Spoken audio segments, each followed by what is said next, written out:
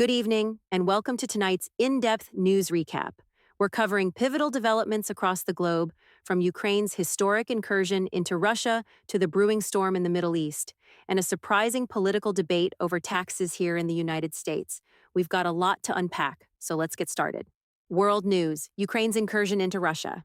In a stunning turn of events, Ukraine has officially confirmed its first military incursion into Russian territory, marking a new and highly significant escalation in the ongoing conflict. President Volodymyr Zelensky himself acknowledged the operation, expressing pride in the Ukrainian Defense Forces for pushing the war onto Russian soil.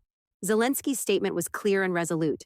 He emphasized that this bold move is part of a broader strategy to restore justice and hold Russia accountable for its aggression. Zelensky cited the nearly 2,000 strikes on Ukraine's Sumy region from Russian territory this summer alone, underscoring the need for a fair response. But what does this mean for the broader conflict?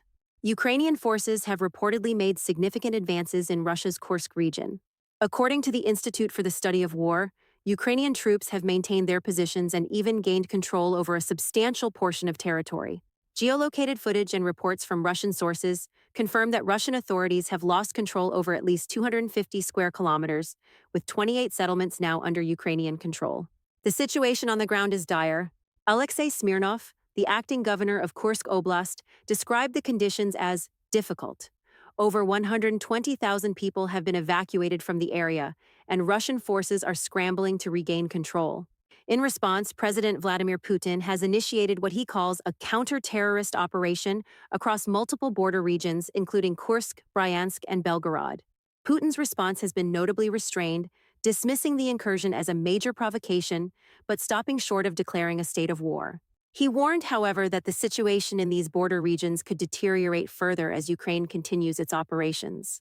Despite this, Putin insists that Russia's military goals remain unchanged and that the Ukrainian offensive is merely an attempt to strengthen their negotiating position, a position he firmly rejects. Middle East sitrep, tensions on the brink.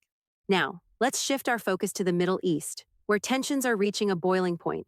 Both the United States and Israel have raised alarms over Iran's recent military preparations, suggesting that a major conflict could be imminent. According to reliable sources, including Axios reporter Barak Ravid, Iran has taken significant steps to ready its missile and drone unit steps eerily similar to those taken before the attack on Israel in April. This development has not gone unnoticed by the U.S. and Israeli intelligence communities. While the exact timing of a potential attack remains uncertain, the White House has indicated that a retaliatory strike by Iran or its proxies could occur as early as this week. This has prompted the U.S. to bolster its military presence in the region.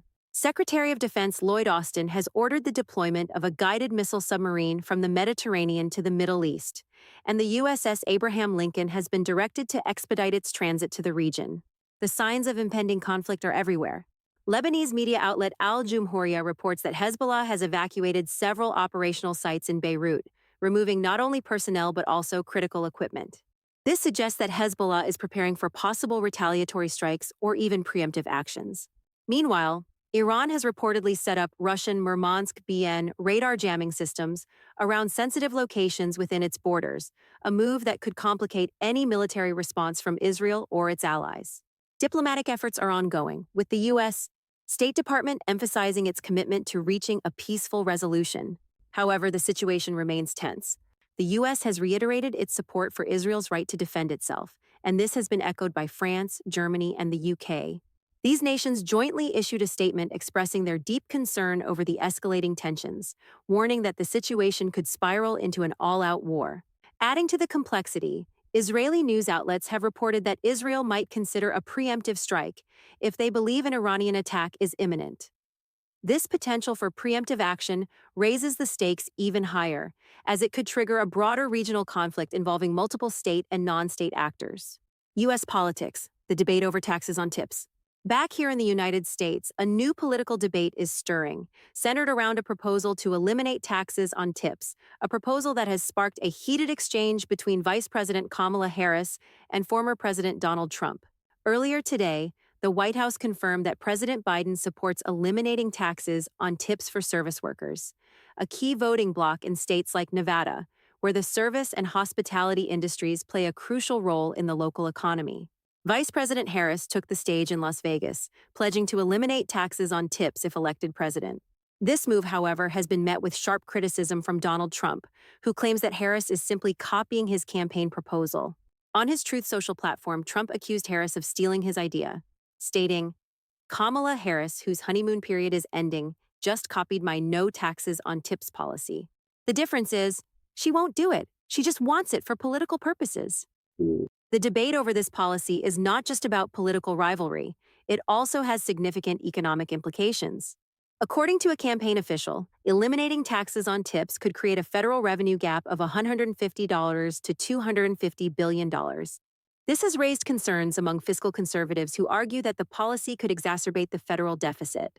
Despite these concerns, the proposal has gained traction among service workers, particularly in swing states like Nevada, where tips make up a large portion of incomes in the hospitality industry. Technology and warfare, Ukraine's use of robot dogs. Anchor. In an innovative twist on modern warfare, Ukrainian forces have been testing the use of robot dogs on the battlefield. These advanced machines, which have been increasingly adopted by military forces around the world, are being deployed by Ukraine for a variety of tasks. According to reports, the robots are being used for ISR, intelligence, surveillance, and reconnaissance, operations, mine detection, and even logistical support, such as carrying ammunition and medical supplies to frontline troops. One particularly interesting application of these robot dogs is their potential use in combat scenarios. In a recent interview with AFP, a Ukrainian operator described how explosives could be strapped to the robots and sent into enemy trench lines. An idea that, while controversial, highlights the evolving nature of warfare in the 21st century. The robot dogs in question are believed to be Unitary Go-To models, which have gained popularity due to their relatively low cost and ease of operation. These machines have previously been tested by both Russia and the United States, including experiments with arming them with rocket launchers. As Ukraine continues to innovate on the battlefield, the use of such technologies could play a significant role in the ongoing conflict. Putin's response and the broader implications. Finally, we return to Russia, where President Vladimir Putin has addressed Ukraine's recent incursion into the Kursk region. In a televised meeting, Putin framed the Ukrainian offensive as an attempt to destabilize Russia, but assured his audience that this effort would ultimately fail. He emphasized that Ukrainian forces are suffering increasing losses and reiterated Russia's commitment to achieving its military goals. However, Putin's tone was notably more somber than in previous addresses. He acknowledged the challenges posed by the Ukrainian advance and suggested that the situation in border regions like Kursk and Bryansk could worsen as Ukraine continues its operations. Despite this, Putin ruled out any possibility of negotiations, stating unequivocally that there could be no question of talks under the current circumstances.